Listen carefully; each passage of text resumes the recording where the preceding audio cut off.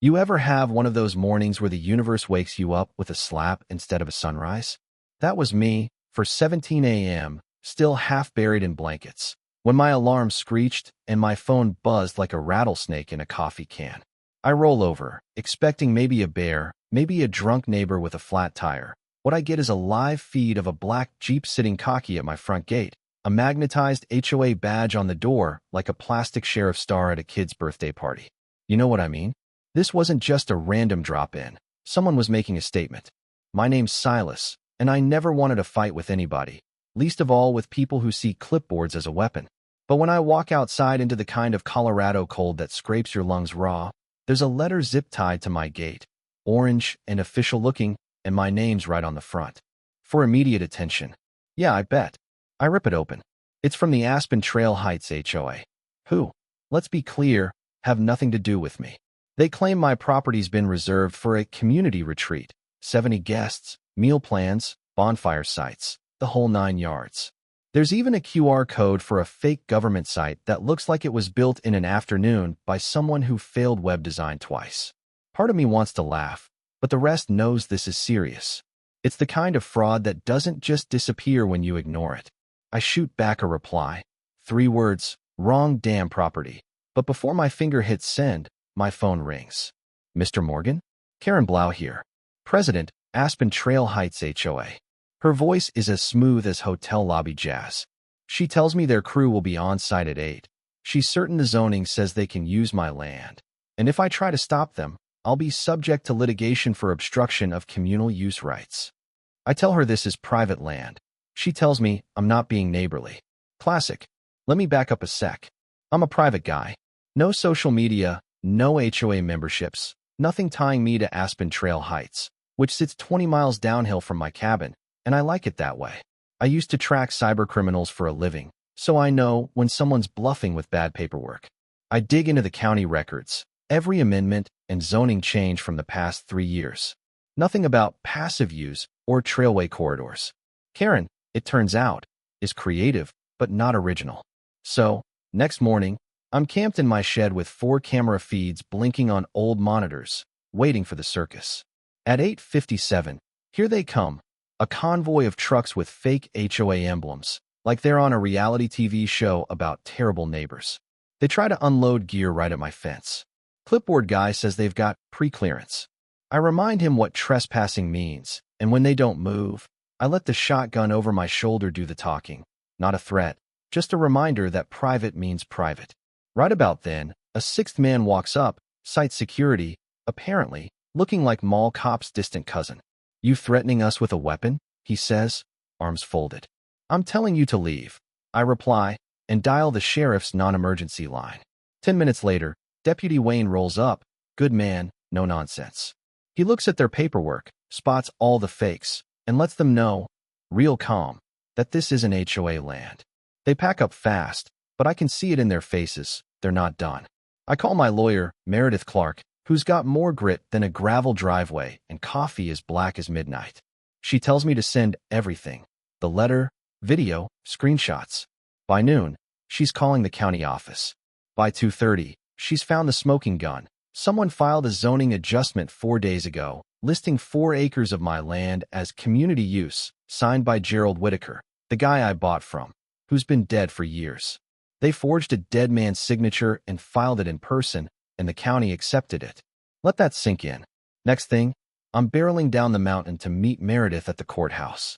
She hands me the file, and the signature's a bad joke. No notary, no witness, just Karen and a ghost. She's already filed a fraud report, but county wheels turn slow. Meanwhile, my land is on paper as a community free-for-all. That's when I realize Karen isn't just pushing her luck. She's making reality out of fiction, one fake document at a time. Night falls. I check the cams. Some dude in a maintenance vest is photographing my no trespassing signs, scouting, but not bold enough for anything more. Next morning, it's all quiet, too quiet. Until, at 6:23 a.m., I get a motion alert. I check the feed, 6 charter buses, box vans, catering trucks, even a U-Haul with portable toilets, all crawling up the service road like it's spring break at a campground. The side of the bus reads, Aspen Trail Heights Annual Retreat. As if that makes it legal. Meredith tells me, "Don't engage, call the marshals. You've got enough for federal escalation." But I'm not one to hide in the basement while my home turns into a hotel lobby. I watch from the ridge as dozens of people in windbreakers set up tents and grills. Two men try the lock on my door, can't get it. So they break in with a crowbar, walk through my house like they're booking it for the weekend on Airbnb. I call Deputy Wayne. He says he's 10 minutes out, bringing backup. I launch my drone, get the whole thing on video, people in bear costumes, buffet trays, kids running wild. When Wayne shows, he doesn't even bother with niceties, just heads straight for the porch, sees the damage, and asks, "Press charges?" Hell yes. More units arrive. By the time Karen finally rolls up in the back seat of an SUV, she's all fake smiles and legalese.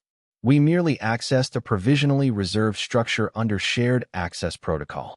Wayne's not buying it. "Karen Blau, you're being detained for forced entry and submitting falsified registry documents." Her face turns the color of skim milk. People scatter, but some protest, try to play innocent. Even a mascot bear gets tackled. Yeah, that happened. By nightfall, everyone's gone. My cabin's trashed, safe broken, generator wires cut, even my coffee ration's missing.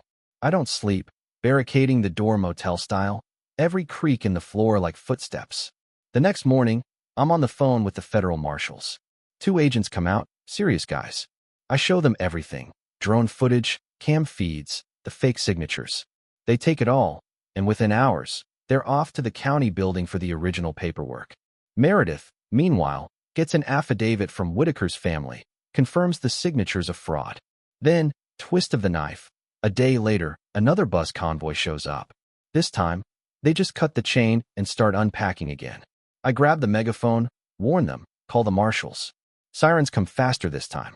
Officers clear the property, but not before the kitchen's full of muffins and strangers poking through my drawers. Someone even brings an air freshener. It'd be funny if it wasn't my life. Court comes fast. Karen in a beige jumpsuit. Rollins, the county clerk, cuffed at a casino after skipping town. HOA board members scrambling for lawyers. The judge doesn't mince words. Conspiracy, forgery, illegal seizure, the works. The video shows it all. 4:17 a.m., the gate, the fake letter, the buses, the break-in. Karen tries to blame everyone else, says the land's just sitting there. I get called up, lay out the deed, the survey, the truth. 15 minutes later, the hammer comes down. Karen gets 18 years in federal prison, Rollins 12, the HOA dissolved, assets liquidated. I get $3.8 million. Damage, trauma, the whole circus. You'd think I'd feel triumphant, but mostly I just feel tired. I rebuild. New steel gates, more cameras, motion sensors, the works. Even put up a sign by the gate. You can only reserve this place through a court order, and only if you're not Karen. You'd think that'd be the end, but the real punchline? The next morning, a charter bus slows down at the gate, sees the new sign, and pulls away. No one gets out. Just a driver, sunglasses on, tapping his phone. Maybe looking for another property to reserve. Maybe not.